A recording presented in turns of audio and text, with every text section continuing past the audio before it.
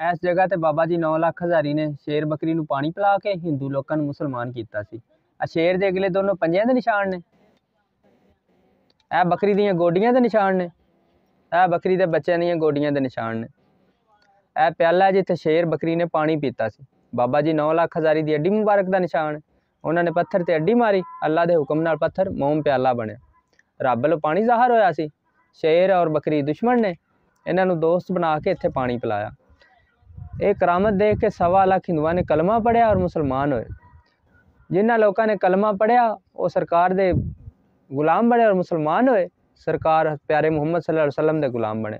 ਔਰ ਜਿਹੜੇ ਸਰਕਾਰ ਬਾਬਾ 9 ਲੱਖ ਹਜ਼ਾਰੀ ਦੇ ਦੁਸ਼ਮਣ ਬਣੇ, ਇਹ ਕਿਲਾ ਸੀ, ਇਹਦੇ ਵਿੱਚ ਜ਼ਾਲਮ ਜਾਦੂਗਰ ਸੀ, ਉਹ ਗਰਕ ਹੋ ਗਿਆ। 1.25 ਲੱਖ ਹਿੰਦੂਆਂ ਦੇ ਨਾਲ ਨਾਲ ਇੱਥੋਂ ਦੇ ਪਹਾੜ ਵੀ ਕਲਮਾ ਪੜ ਗਿਆ ਔਰ ਪਹਾੜਾਂ ਦੇ ਉੱਪਰ ਇੱਥੋਂ ਸਾਂਦਲਬਾਰ ਦਾ ਜੰਗਲਾਤ ਦਾ ਨਕਸ਼ਾ ਬਣ ਗਿਆ ਸੀ। ਬਾਬਾ ਜੀ 9 ਲੱਖ ਹਜ਼ਾਰੀ ਦਾ ਨਾਮ ਹੈ ਸੈਯਦ ਮੁਰਾਦ ਅਲੀ ਸ਼ਾਹ ਬੁਖਾਰੀ। 9 ਲੱਖ ਹਜ਼ਾਰ ਵਾਰੀ ਦਰਿਆ ਨੀਲਮ ਵਿੱਚ ਖੜੇ ਹੋ ਕੇ ਕੁਰਾਨ ਪਾਕ ਪੜ੍ਹਿਆ ਸੀ ਪੀਰੋ ਮੁਰਸ਼ਦ ਦੇ ਕਹਿਣੇ ਤੇ, ਔਰ ਲਕਬ ਮਿਲਿਆ 9 ਲੱਖ ਹਜ਼ਾਰੀ।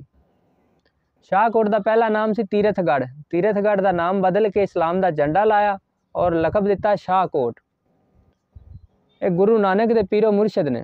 ਗੁਰੂ ਨਾਨਕ ਦੇ ਵਾਲਿਦ ਸਾਹਿਬ ਦਾ ਨਾਮ ਸੀ ਕਾਲੂ ਖੱਤਰੀ। ਕਾਲੂ ਖੱਤਰੀ ਨੇ ਦੁਆ ਕੀਤੀ ਕਿ ਯਾ ਬਾਬਾ 9 ਲੱਖ ਹਜ਼ਾਰੀ ਮੈਨੂੰ ਇੱਕ ਬੇਟਾ ਅਤਾ ਕੀਤਾ ਜਾਏ, ਜਿਸ ਤਰ੍ਹਾਂ ਤੁਸੀਂ ਇਹ ਸ਼ੇਰ ਔਰ ਬੱਕਰੀ ਦਾ ਕਰਾਮਤ ਦਿਖਾਈ ਔਰ ਸਾਨੂੰ ਮੁਸਲਮਾਨ ਬਣਾਇਆ ਹੈ, ਮੈਨੂੰ ਇੱਕ ਬੇਟਾ ਦਿਓ, ਮੇਰੇ ਕੋਲ ਵਾਰਿਸ ਨਹੀਂ ਹੈ।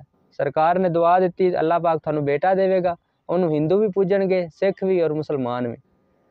ਅੱਲਾਹ ਦੇ ਹੁਕਮ ਨਾਲ ਉਹਨਾਂ ਨੂੰ ਸਾਰੀ ਦੁਨੀਆ ਪੂਜਾ ਹੁੰਦੀ ਕਰਦੀ ਹੈ। ਇਹਨਾਂ ਦਾ ਇਹ ਕਰਾਮਤ ਵੇਖ ਕੇ ਬੜੀ ਬੜੀ ਹਜੇ ਵੀ ਅੰਗਰੇਜ਼ ਵੀ ਆਉਂਦੇ ਨੇ, ਸਿੱਖ ਵੀ, ਮੁਸਲਮਾਨ ਵੀ, ਹਰ ਮਜ਼ਹਬ ਆਉਂਦਾ ਇੱਥੇ ਆਪਣੇ ਆਪਣੇ ਅਕੀਦੇ ਦੇ ਨਾਲ ਦੁਆਵਾਂ ਲੈ ਕੇ ਜਾਂਦੇ ਨੇ। ਔਰ ਕਈ ਐਸੇ ਲੋਕ ਨੇ ਜਿਹੜੇ ਮੁਸਲਮਾਨ ਹੋ ਗਏ ਨੇ, ਅੱਜ ਦੇ ਦੌਰ ਵਿੱਚ ਵੀ ਮੁਸਲਮਾਨ ਹੋਏ ਨੇ ਲੋਕ ਇੱਥੋਂ ਦੇ। ਬਾਬਾ ਜੀ 9 ਲੱਖ ਹਜ਼ਾਰੀ ਨੇ ਇੱਥੇ ਬਹੁਤ ਕਰਾਮਤਾਂ ਰੱਖੀਆਂ ਨੇ, ਸ਼ੇਰ ਦੀ ਸਵਾਰੀ ਵੀ ਕੀਤੀ ਹੈ, ਸੱਪ ਦਾ ਕੋੜਾ ਬਣਾਇਆ। ਅੱਜ ਵੀ ਸ਼ੇਰ ਆਉਂਦਾ ਹੈ ਲੇਕਿਨ ਉਹ ਬਾਤਨ ਆਉਂਦਾ ਹੈ, ਜ਼ਾਹਰ ਨਹੀਂ ਆਉਂਦਾ। ਇਹ ਬਾਬਾ 9 ਲੱਖ ਹਜ਼ਾਰੀ ਦੀ ਇਬਾਦਤਗਾਹ, ਇੱਥੇ ਉਹਨਾਂ ਨੇ ਚਿੱਲਾ ਕੱਟਿਆ ਔਰ ਇੱਥੇ ਜ਼ਿੰਦਗੀ ਦੇ ਆਖਰੀ ਦਿਨ ਗੁਜ਼ਾਰੇ ਸੀ। ਇੱਥੇ ਸਾਡੀਆਂ ਭੈਣਾਂ ਹੁੰਦੀਆਂ ਨੇ।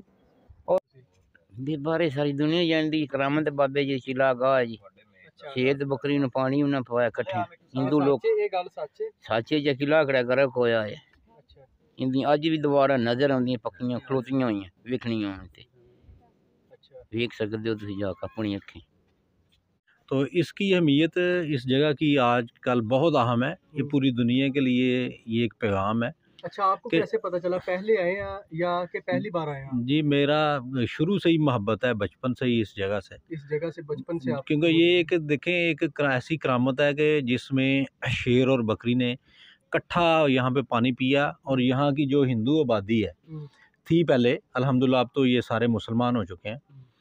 इन्होंने चैलेंज किया बाबा जी को कि आप हिंदू, हम मुसलमान तब होंगे जब आप बकरी और शेर यहाँ पे पानी इकट्ठे पिएंगे। अच्छा, उन हिंदुओं के असरार पे बाबा जी ने ये करामत जी, ज़ाहिर की। और आपने अल्लाह ताला से दुआ की, अल्लाह ताला ने यहाँ पे जो है वो उनका मुतालबा पूरा किया और यहाँ की आबादी मुसलमान हो गई। अल्हम्दुलिल्लाह यहाँ पे जो आता है झोलियाँ भर कर जाता है। ये अल्लाह ताला के औलिया जो है उनको अल्लाह ताला ने एक अपना स्पेशल स्टेटस दिया हुआ है। और ये ना सिर्फ ये है कि उनकी यहाँ से मुरादें पूरी होती हैं, बल्कि जो है वो उनका प्यार जो है लोगों के दिल के अंदर कूट कूट के भरा हुआ है। यहाँ से गुजरते हुए या यहाँ जब हम इसके गिर्द गिर्द आते हैं तो हमारा दिल करता है कि हम खींचे तले आएँ, इस जगह पे आएँ और जाके अल्लाह ताला की करामत को देखें।